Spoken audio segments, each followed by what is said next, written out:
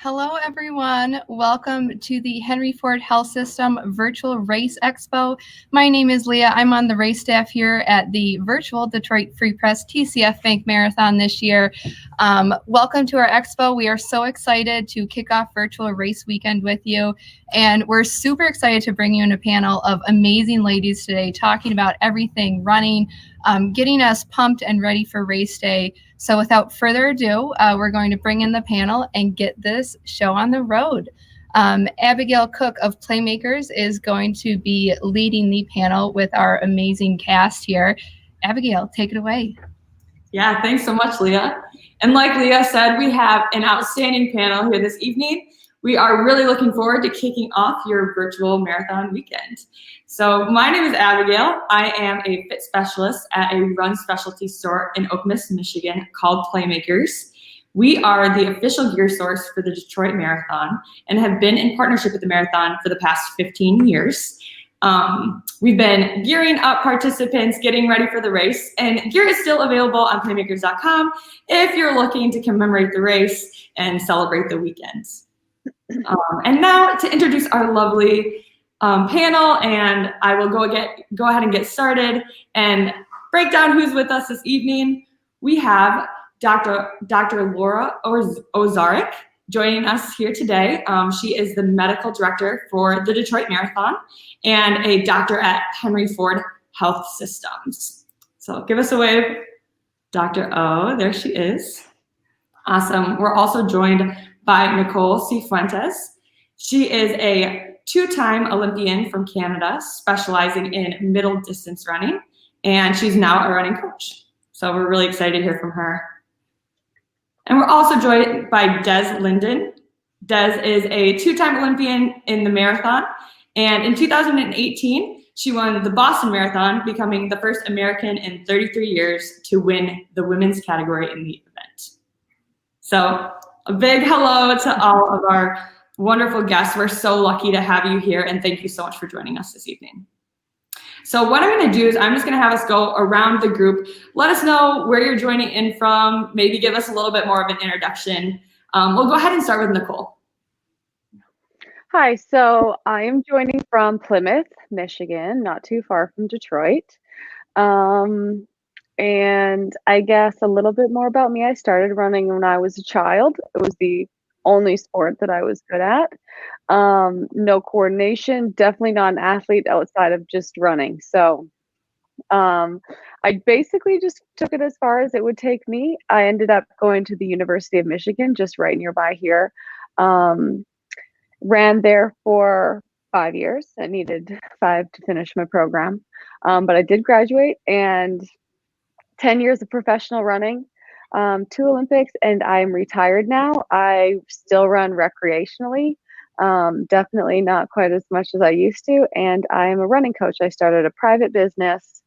It's called Sifuentes Coaching, and I help recreational runners just achieve whatever their goals may be from pretty much any distance, but the marathon and half marathon are really popular. So that's what I'm into now. I'm a lifelong runner. That's awesome. Thanks, Nicole. Des, we'll go to you. Where are you joining us from, and tell us a little bit more about yourself. Yeah, I'm in Charlevoix, Michigan, so a little bit further up the state. Spent a lot of years in Rochester, and this weekend on Belle Isle, cheering on runners as they hit the hard part of the marathon. So definitely familiar with the race, and kind of missing it this weekend, but it's really cool to be a part of this and just chatting about our histories and knowledge of running in the marathon, so on and so forth. So this year's been odd. I mean, I've been professional running for quite some time and got into the marathon around 2007. And this year's just kind of putting all of those lessons that I've learned from running and dealing with difficult challenges and ups and downs of the sport, putting it into practice this year and managing some strange times. So I've been trying to have fun with things. I'm in the middle of a calendar club challenge, which I'm running the mileage of the date. So I put a nice 16 miler in today. And so I know what you guys are getting ready for this weekend and, this virtual marathon. So it's been fun, and hopefully we can talk about the ups and downs of the long distance throughout the panel. Yeah, absolutely. Thanks, Des. And last but not least, Dr. Laura Owczarek, go ahead and tell us where you're joining us from and a little bit more about your work with the marathon. Yeah, so I'm joining from Grosse Pointe Woods, Michigan, so kind of southeast Metro Detroit area. I'm emergency medicine and sports medicine physician at Henry Ford Hospital. This year was Henry Ford's first year to be partnering with the Detroit Free Press Marathon, and would have been my first year as co-medical director. So definitely excited and looking forward to next year because we're really excited. I've run both the half and the marathon in Detroit, and just, like Doug was saying, it's great to be a part of the race, cheering and running. And, I was looking forward to helping in the medical aspect this year. I ran in high school, and I was a figure skater. So I've continued running because I can't keep figure skating as you get older. And so just recreationally here and there with a couple marathons. That's awesome. Thank you so much, Dr. O. We appreciate you being here. And question for you right off the bat, so you're running a race this weekend? Yeah, so this weekend, the medical team, I kind of talked them into participating in the virtual relay. Oh. So myself, my co-medical director, Dr. Bobby Elbers, and two of our athletic trainers, Becca and Christina, will be participating in the relay. We are going to do it on Belle Isle to kind of just stay in one area and split up the race distance there. So kind of a fun way because we wouldn't have been able to participate in the race this weekend with working it. So figured we would do this year. Yeah, so cool. Well, best of luck to you and your team. Thanks. That would be great. So many of our viewers who are tuning in currently are getting ready for their race day, whether that's tomorrow or Sunday, or maybe they've already conquered their race throughout this week. But this is gonna be a question for the whole panel here. What are some pre-race habits or rituals you have as runners, coaches, doctors? You can cover whatever you please in this question, but how do you prep for a big event such as a marathon or just a big race? Nicole, we'll go ahead and start with you. Sure. So this is just hearing you say that's like very exciting. I think race weekend is like awesome. Last year I worked the expo, so seeing runners in person who are about to do their race was so exciting. I think the one thing that I tried to do as an athlete, and I also try to pass on to the runners that I work with and who are preparing for races like this, is just intentional thinking before the race. So we, myself included, tended to have nerves over uncertainty. What's going to happen? Am I going to do what I want to do? A lot of things that are out of our control. And so before the race, I encourage others, and I also, had to drill this into myself, is to think about reflect on the training that I did, reflect on my strengths, kind of even visualize myself doing what I want to do. So, but also understanding that it is going to be hard. Like anytime we challenge ourselves, it's going to be hard. It's good to have the right expectations. But so there's no uncertainty about, yes, it's going to be hard, but also just try not to have those doubts about actually doing what you can do, focusing on the successes that you've had in the past. What sometimes that means just to bolster your confidence, looking at races, race pics of other good experiences you've had, but really kind of building myself up with positive thinking. And it has to be very intentional because some people don't struggle with this, but I did. And I know a lot of people do struggle with those doubts and uncertainties, and just kind of replacing them with positive things is always my go-to pre-race. Absolutely. Thanks for sharing that. That was awesome. Des, we'll move down your direction and talking a little bit more about your pre-race habits or some of your rituals. I got distracted by the cute puppy.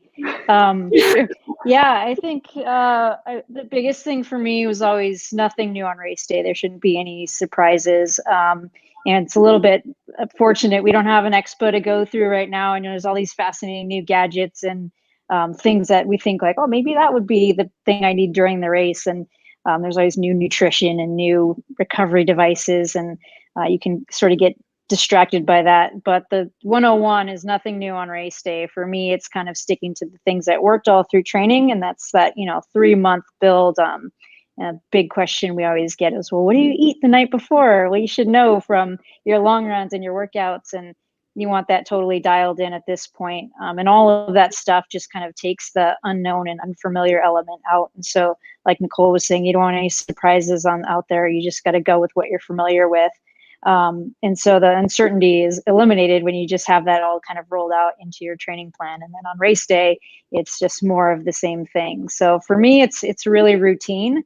And that's, go do a shakeout run in the morning the day before, and get my uniform ready. Know your route. You don't want to go out and have your route be like uncertain. Maybe it's a couple of miles short and you're like, oh shoot, where am I going to tack on this few miles?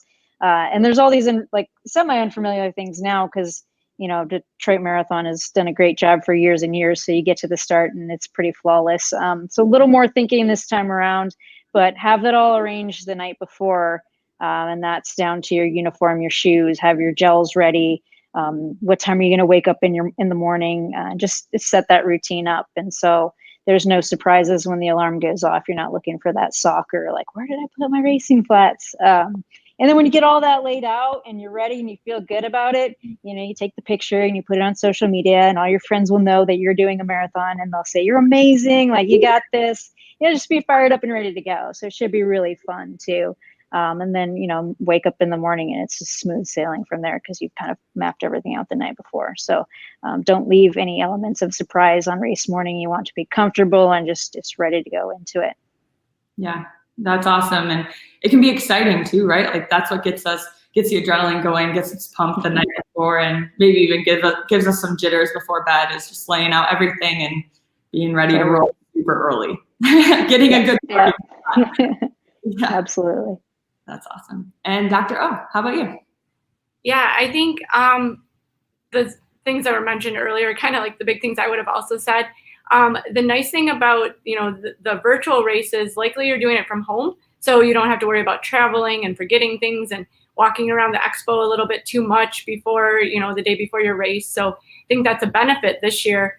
And I think the biggest thing is, and it kind of goes with the positive thinking, is just trying not to overthink things like, oh my gosh, did my ankle hurt a little bit when I stepped there, and not over analyzing every single little thing, because you will talk yourself in or out of, a diagnosis or an issue. So, just trust that you put the work in. Really, the last couple of days before is just smooth sailing. So, just enjoy the race. Yes, absolutely. Very good. Thank you for those great answers. And moving into the next question, we can't neglect that two of our panelists are Olympians, but not only just Olympians, two-time Olympians for both of them. Nicole, as I mentioned before, ran for Canada, and Des for the States. And so just kind of reflecting back on those experiences, Des, we'll go ahead and start with you. What I want to focus in on is how you remain focused, how you remain calm leading up to the games, and just tell us a little bit more about that experience that you had.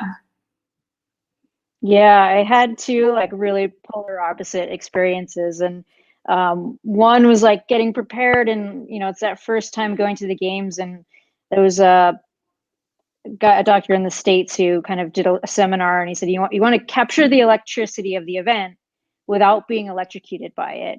And I was like, put the fork in the socket, overcooked myself, was too excited, was like, I really want a medal, and I'm going to work harder than I ever have before, and kind of just got in over my head, and really just limped into the start line and was unable to finish my event. So it's really unfortunate.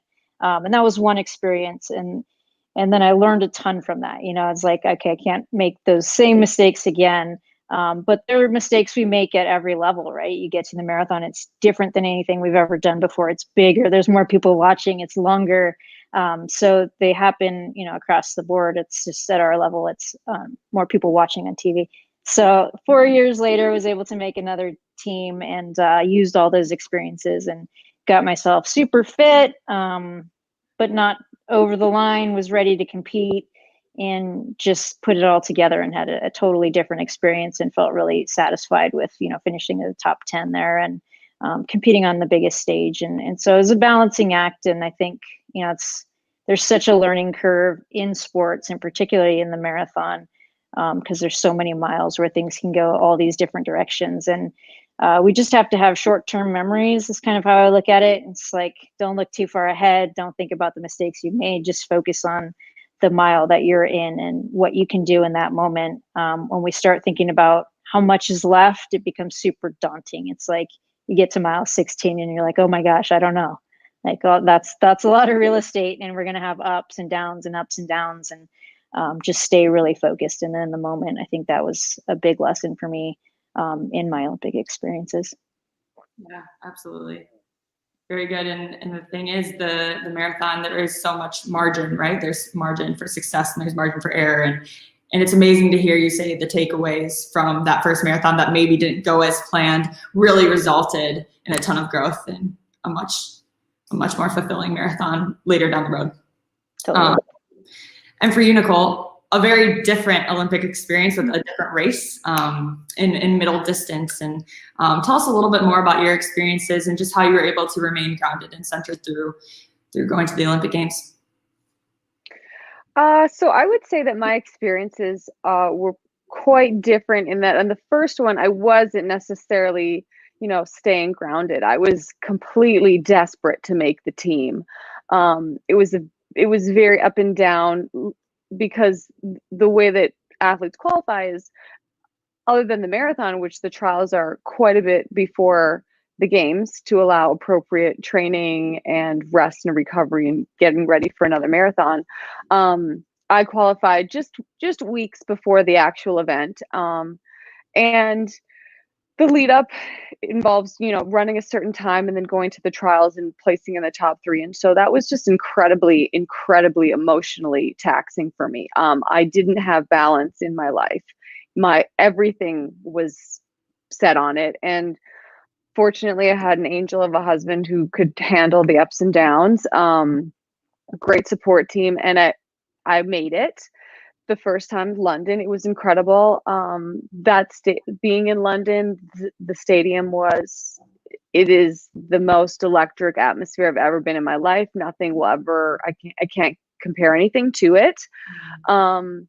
It was truly memorable and like the specialist moment of my career, walking out into the stadium the first time for my first race. My event, the 1500, has 3 rounds. So in the London Olympics and in the Rio Olympics, I ran the first 2 rounds and was eliminated before the final. So that first moment walking out was just truly memorable. For the Rio Olympics, I just had a lot more perspective in my life. I understand that it wasn't healthy the way that I approached it in London, and so I had a little bit more enjoyable build up to it. The experience was quite different in Rio. The stadium was it was quieter than in London. So I think London kind of spoiled me forever because nothing has ever matched that. But it was both incredibly memorable. Such an honor to represent my country. I do find that, not all races as a pro do you put on your country's uniform. So those ones are more special. I feel very proud to be Canadian. I know we have some Canadians here because this is an international race. So great memories, learned a lot. I think the main takeaway I learned was that, especially through seeing other runners who perhaps were as obsessed about making the team as I was, but maybe just were 1 or 2 places short. It's important to not put everything into one performance, and the Olympics is like very magical, but there's a lot of broken hearts kind of behind the scenes. So I learned that. Thankfully not the hard way though, because I did get to go twice. But it was very special and an honor, honestly. Everyone works hard, not everyone makes it. So, well, not everyone works hard, but most people do work hard. Not everyone makes it. So truly an honor, and a lot of things have to fall into place. So grateful for it. Yeah. Thank you both for sharing those experiences. And it's interesting to hear kind of that behind the scenes take and the perspective of the athlete, because as the viewers and as the country who's coming behind these athletes to cheer them on and support them while they're abroad competing, you just don't necessarily see that side. So thank you for giving us a slight glimpse and sharing with us a little bit more. All right. So Dr. O, I'm coming to you with a question. So when training for a marathon, I don't need to tell anybody that it's challenging and it's long and it's a lot.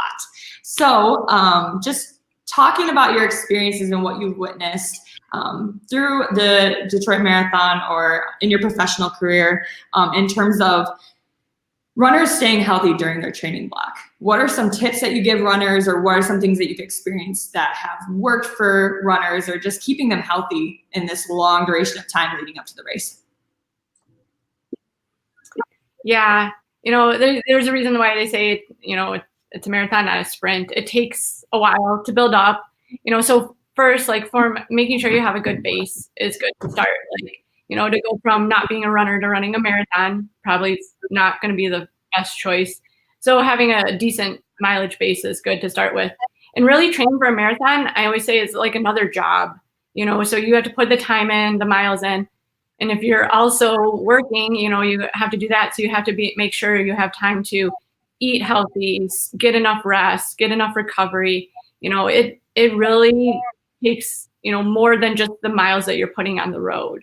So I think the biggest thing is patience.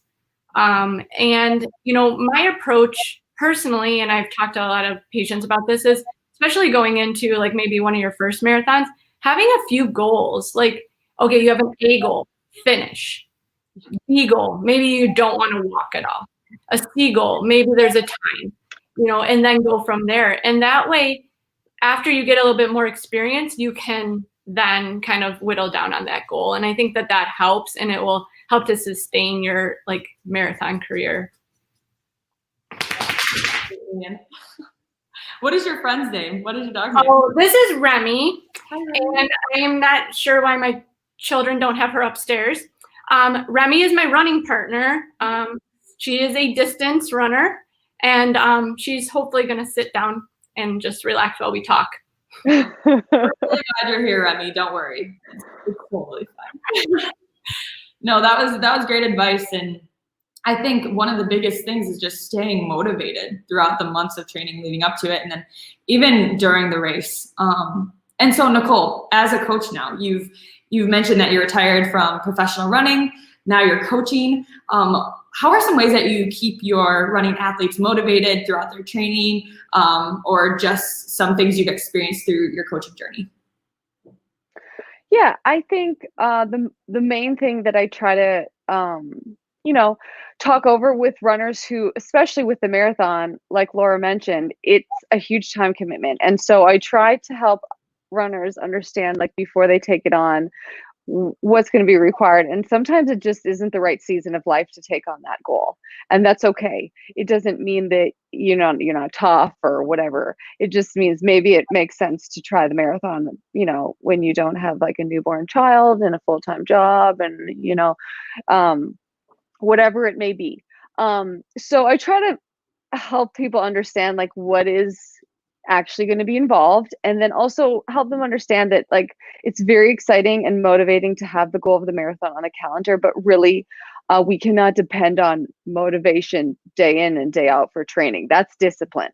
It's doing it when you don't necessarily want to. Understand that it's got to get done.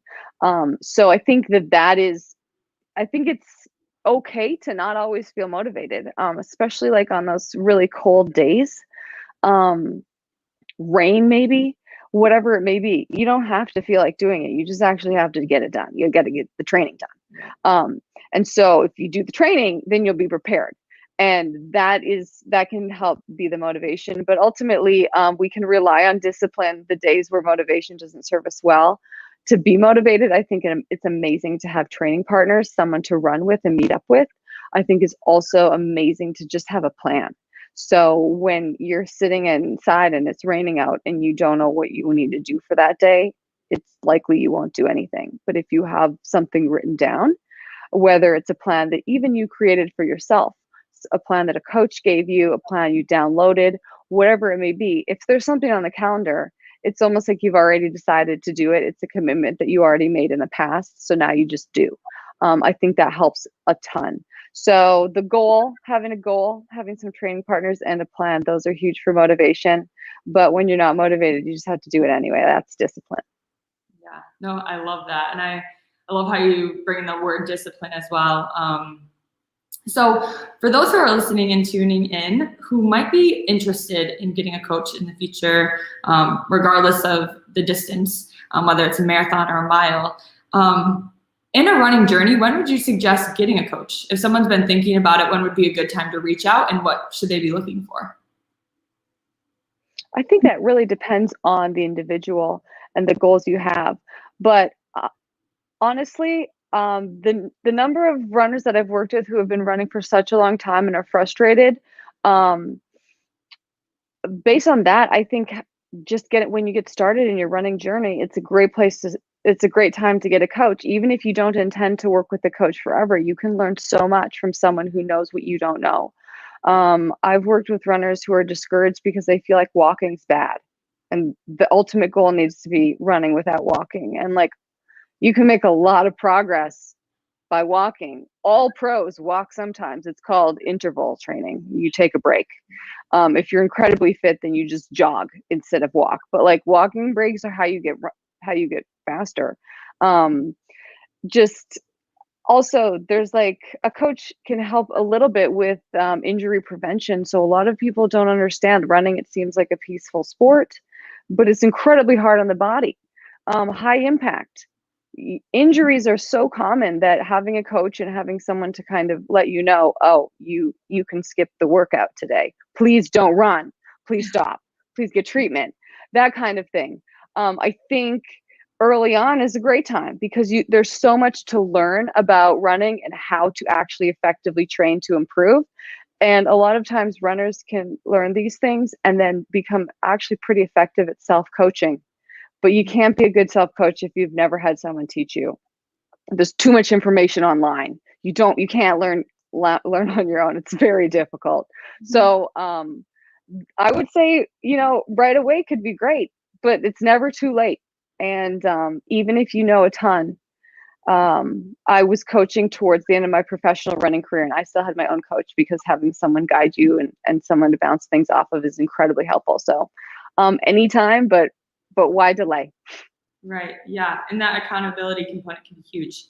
It also just takes something off your plate. Like, we're all very busy, and being able to have that plan set or having someone guide you through what you need to do on a daily basis can just be really helpful. A stress reliever, if anything. Very good. Thanks, Nicole. Appreciate that.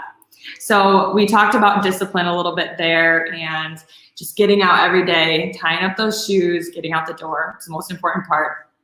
Des. We have to talk about Des-tober. We've got to talk about this challenge. I know you gave us a little bit of a preview. You spoke about running 16 miles, which happens to be October 16th. You got to tell us a little bit about what you're doing this month and what's going on.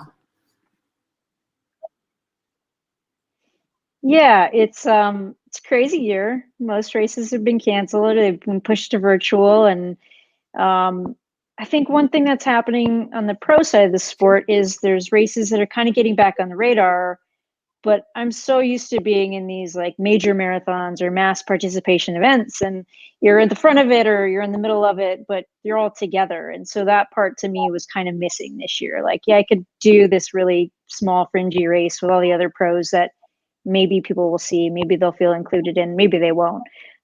So to me, it was like, what can we do to kind of keep community a little more together? And I watched my friend Travis McKenzie do this thing called Calendar Club, and my husband and I would tune in every day, and he was running the mileage of the date of the month. So, it was, I think, April 1st, 1 mile, April 3rd, 3 miles, and 7th, 7 miles. And when he started getting to the end, it was so intriguing. We're like, dude, how is he going to do it? Is he going to do it all in one run? Is he going to break it up? And my husband and I were talking about it. It's like, would you do triples? Would you do doubles? And every single day we started talking about it, and we just realized we had to try it because it was so intriguing. But I didn't want to do it by myself. So we figured out a way to include Brooks and call it Run Des-tober and make it this like really open challenge that anybody in the community could do. And so I'm doing it in miles. We're on the 16th. We're still in singles. right now my strategy is to get to the 22nd, I think, in singles, and then go from there, and then we'll go day by day. But yeah, we're inviting people to, run it in miles if you want, if you have a lot of time like me. Maybe it's kilometers, maybe it's minutes, or maybe it's just committing to get out and doing something every day in October. So we have a ton of people using the hashtag, and it's been really fun. Today was one of those rainy, cold mornings where it was about discipline and not motivation. And but when you have that kind of community where like people are waiting for that post, like how far did she run? What was her pace? Like, I just got to go do it. I can't, I feel like I'm letting people down if I didn't get my 16 in today. So it's been pretty fun. No, that is Stay awesome. healthy. Exactly. Yeah. And that was like a big thing. I'm like, this is not a training plan. This is a challenge. Slow down. And if you have someone asked me, like, is this a thing that could ruin your career because you're running 196 miles the last week? It's like, well, you just abandon. That's okay too. You don't have to knock it out of the park and win the challenge. You might find your limit and then back off and go, okay, let's try again at a different time, or maybe this is just not for me. So it's not a training plan. It's not advisable. There's no 10% in here. It's also knowing your limits and going, okay, I've reached the end. Here's the white flag. So it's all for fun, and that's awesome too, that people can kind of curate it to their own lifestyles. So whether it's getting active that number of minutes or kilometers or miles or whatever it may be for the individual is really neat and brings the community together even more. So best of luck with that. It's sounding like it's been a success thus far, and you're halfway there. So yes, we got the easy part done. So and Michigan, we're all Michiganders here, and it's a little bit unpredictable to say the least in terms of weather. So it's been good up until this point. We'll just see what October brings, I guess. But perfect. You totally got it. Best of luck with that. And so it's Friday night. We're kicking off the marathon weekend. A lot of our viewers are getting ready for these big races in the next couple days. Dr. O, what would you suggest for race participants to keep top of mind in the next couple days to keep in tip-top shape, getting ready, the days leading up, the hours leading up? What would you say are some really important things to keep on their minds? Yeah. So, I mean, I think we kind of mentioned it a little bit earlier, but, nothing new. So it's not the time to try out a brand new pair of shoes, new meal plans or diet plans. So, make sure you're eating like you normally do, staying well hydrated. It's the week to taper. So easy miles. It's not setting new records and PRs and things like that. So again, you put the work in thus far. The time now is just to relax and let your body do the work on race day. Awesome. Thank you. And Nicole, you are down in the Detroit area. Do you have some athletes that will be participating this weekend that you've coached? And do you know where they'll be running? Are there any cool locations? So I have two runners who are aiming for the virtual half. Oh, I believe, yes, both of them, and neither of them have done it yet. So I think one will be doing this weekend and one is planning the next weekend. And then I also trained my husband to do the virtual 1 mile, which he did already. 5 flat. I was very proud. So he was definitely not a client. I mean, my husband, but it was something that I asked him if he would let me train him, and he did. So 5 flat. He was aiming for sub 5, but he got 5 flat, and we were both close enough. Great job. So totally. Yeah. So that I really don't have a ton of runners who are doing the virtual events this year, but last year I had a few, so it was really fun to be there in person and see them finish. Most of the runners I work with are all around the US, also in outside of this country and other countries, so I don't actually normally see them run. So last year was cool. But no, I don't have. I think both of the runners one of the runners is planning Heinz Drive, which local people will probably know. It's a nice option because relatively uninterrupted. I think on Sundays it's also close to traffic for a number of miles, so it's a great option. But that's about it. Cool. And you yourself have raced in Detroit a couple times the past few years. Yes. In what races have you partaken in the marathon? I did the 1 mile in 2018, and then I did the international half marathon last year. Both were really fun. I thought the international half was obviously like just an incredible experience going over the bridge. And then I spent a little jaunt in my home and native land. So I liked being over there in Canada. And coming back through the tunnel. I was a little worried about the tunnel because I'm claustrophobic, but actually it was okay. It was fine. I preferred the bridge. But you have to do both. It's a great experience. I mean, the crowds were awesome. There was cheering like throughout the whole thing, both sides of the border. It was a great event, loved it. And it was also, like I mentioned earlier, fun to see some of the runners I was working with actually come through the finish line. So it was awesome. Last year I was one of the race ambassadors, so that was a great experience. It was really fun. Yeah, they've got an awesome crew. I love how involved they are and how excited they get, especially social media being so important with this race year, and all the virtual interaction it's been really neat to see. So very cool. Thank you for sharing that.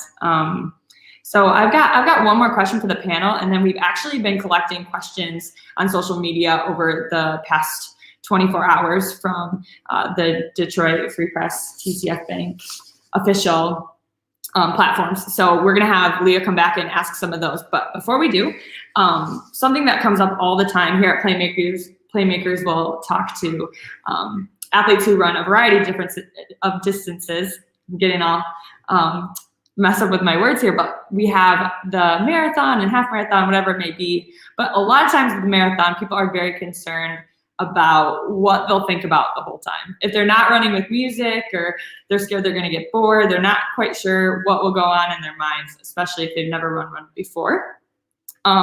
So any of you can take this one, and if all three of you want to answer, we've all had experience with some distance running. So what are some things that go through your head during a marathon, half marathon, or just a long run? Anyone want to start? He's going. Deb, you. Okay. You go. All right. I feel like you kind of get out in your training runs and you have it's like self-care, right? You just think about what you need to think about, and sometimes it's like work, and sometimes it's like I just want to zone out. So you have like a feel for it, and you've built up your training. You've probably done some long runs. Those are all going to kind of come into play. But for me on race day, I'm like a big person who needs a plan, because I think the one guarantee in the marathon is it's going to get difficult. You're going to get to that point and you're like, this is hard. I hurt. Why did I sign up for this? How do I make it feel better? Like, I want to slow down. And you start to bargain, right? It's like, well, I could back off, or, I could slow down, or whatever. You have these like little things in the back of your mind, just like picking at you, like talking you out of your goal. And for me, the solve is to have a plan. And I write a race plan beforehand. And it's all things that are in my control. And it gives me objectives on the course. It's taking fluids, nutrition, worrying about race pace, breathing pattern, arm swing, how relaxed am I? And when I start to bargain, when it gets difficult, I think about my plan. Like at mile 20, I know I need to be taking my gel. My jaw's always tense, relax there. And I go through that little checklist so that it's not like, how can I make this hurt less? Could I slow down for a little bit? It's what's next on my list of things I need to do today. Because when we start focusing on how we feel, it's usually not amazing at mile 20. When we focus on what we have to do, then we start having little successes. Like, I need to get to that red sign over there. Oh, I did it, check. I need to get to my next water bottle. I did it, check. And that helps us just be in a positive mindset. So when it gets tough, I think about my plan. Yeah, I like that. How about you, Dr. O? Yeah, I think something kind of similar, kind of break the run down. For my very first marathon, I pretty much trained along the same path for most of my long runs.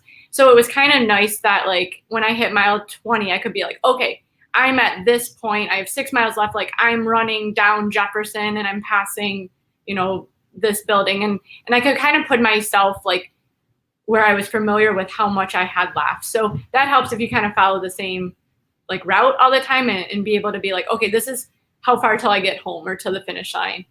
And then, the other thing that works for a lot of people, and it's really personal, is like finding a mantra, finding something that gets you going, that gets you focused. It can just be a word, it could be a short phrase, and it could be just something that makes sense to you. And it's something you can kind of repeat in your head over to yourself when it gets tough, which it will at some point. So. How about you, Nicole? I thought that was an interesting question. Maybe I didn't fully understand it, or maybe it's just I'm not you guys myself. very well. I was Pardon? all over the place. I can repeat it if you'd like, though. I was just saying, The question is like people worry about what they're going to think about in the race. So yeah, I guess that's kind Okay. of opposite, but yeah, when you're running for that duration of time, just a long run, a half, a full, you just have a ton of time to think. Like, what are some things you're thinking about? There we go. Well, I would say, so my personal longest runs that I ever really did are the half marathon, or I would do a long run up to 14 miles. So I definitely haven't dabbled in the territory of like super ultra long runs, but sometimes those runs were long. So in training, if I ever felt like, oh my goodness, it's a long run, I'm going to get bored, then one of my go-tos would be listening to a podcast. That's not something that I would recommend in a race. I think something that when Des was talking about having a race plan and checking things like steps off, that's something that I used myself. That's a strategy I used myself even in a 1,500 meter run, 4 minutes long. When you're running hard and fast, even 4 minutes can feel very long. So ticking those things off is a great strategy. Breaking the race up, having that plan so that you don't have to actually think about how much you have left all at one time. And so if you can take it 1 mile at a time, or maybe it's 2 miles at a time, or 5K at a time, whatever it may be, breaking it up into small pieces, it's a lot less daunting. And then you don't have that gigantic mountain ahead. You can just be like, I'm in the moment. So I think the plan is huge. That strategy works even for shorter races. But in training, podcast, friends, music, there's nothing wrong with any of that. I've used them all quite a bit. Yeah, some good scenery too can help a lot, but yeah, those are all great things to be thinking about during a longer run. And some other things that we'll hear too is either making the goo or the gel the reward. So you're like, okay, I get this, and then in 4 miles I'll get another one, and maybe you get to think about it or take your mind off running for a second, or even trying to pick out some people, chatting with them if that's a possibility too, just saying hi and I don't know, hearing how the race is going thus far. So all good things, and hopefully it'll go quicker than you think. So I'm going to bring Leah back in. We've got those questions from social media. There she is. Hey guys. So we got a lot of questions, so I kind of compiled them down, one for each of you. I'm going to start with Dr. O. We got a lot of questions about, like if you could just do a quick, quick warm up, quick cool down routine. What should people be looking for this weekend? And like what timing should they be looking at? 5 minutes, 10 minutes? Can I just go out and do this thing or no?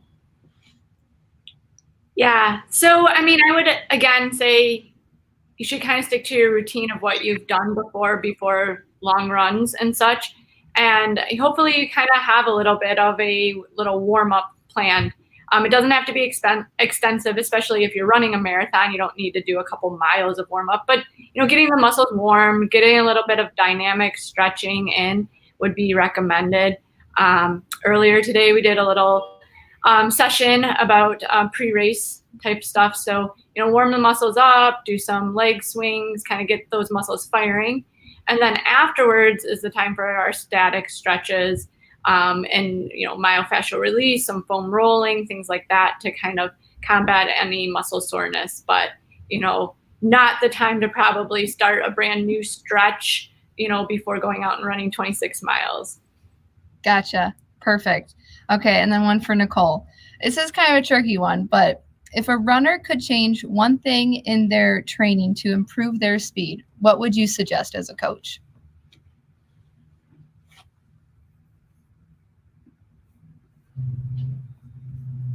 Okay, I apologize. Can you repeat the question because I'm having some earphone troubles? No problem. So if a runner could change one thing in their training program with the goal of getting faster, what would that one thing be? Oh, okay. So assuming this runner is healthy, they need to run faster. So to run faster, you have to run faster. Obviously, it's not that easy to just, go out there. So you need to do shorter intervals. One of the easiest, the most kind of attainable ways I have people try this is I have this little workout that I call the cycle run. You walk for 1 minute, you jog comfortably for 1 minute, and then you run uncomfortably hard for 1 minute. The 1 minute where you're running uncomfortably hard has to be faster than you ever normally do, and it has to not feel comfortable. It will feel long, actually. If it feels short, then you're not doing it right. And then you would repeat that. So I would have someone start with maybe 4 of those. Jog first a little bit to get warmed up. And then jog a little bit at the end. And a lot of runners, may not feel like they need to walk, but like you have to do the walk, because knowing that you're going to walk for 1 minute kind of allows your brain to go harder for the fast 1 minute. So take the rest. The jog should be comfortable as well. So the 1 minute of walking, 1 minute of jogging is both considered recovery. You're practicing different paces, but you also really have to visit that what it feels like to be uncomfortable. And then that would just be like a very easy, accessible workout to try for a runner who is already healthy and has no current aches and pains and niggles. Please do not try to run uncomfortably fast if anything is hurting currently. So be careful with that. But to run faster, you have to run faster. To run faster, you also have to try shorter increments. So start with 1 minute and try that a few times. And it's almost would be like that little 1 minute walk in there would be like your little treat to like, okay, so in 4 miles I get a goo, but okay, in a minute I'm going to get to jog. That probably is going to feel real nice after that uncomfortable minute. And you need to earn it by being uncomfortable for the 1 minute. Yeah. Earn it. What's that saying? You have to get uncomfortable being uncomfortable. Get comfortable being uncomfortable. Yeah. Because I think there we go.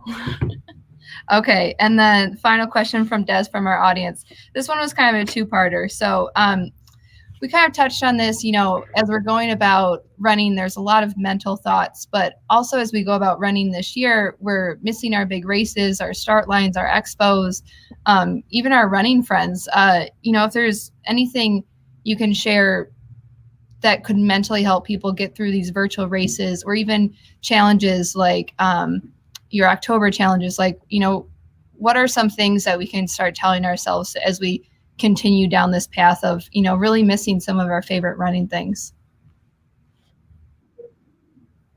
Yeah, I think for me, when it's getting challenging, it's like going back to the why. Like, why did I sign up for this? What was the thing that got me to commit to this? And just remembering what got me started. And that's something I turn to when things get difficult.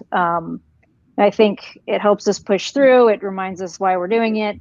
But this year, obviously we're missing all of those things. And I think we're just going to get so much tougher from it. I think when we come back to our routine and we have all the normal stuff around us, if we've gotten through this and we've pushed ourselves and we've challenged ourselves and we've really dug in and put in the time and effort when we couldn't do it the normal way, if you've come through the other side of it, I think it's just there's going to be so much there. So when you get to those tough spots in the marathon or in your training, it's like when you come back from an injury and you go like, oh, I get to do this. This is great. Mm-hmm. Like, it's not like, man, I don't really want to do this run today, or this is getting tough. It's hard to get out the door. That motivation when you're coming off of an injury, you're just like, I get to do this. This is amazing. So if we can push through this hard part now, I think we're just going to be so much stronger for it down the line. So tap into your why and remember why you got started, and then remember there's really great things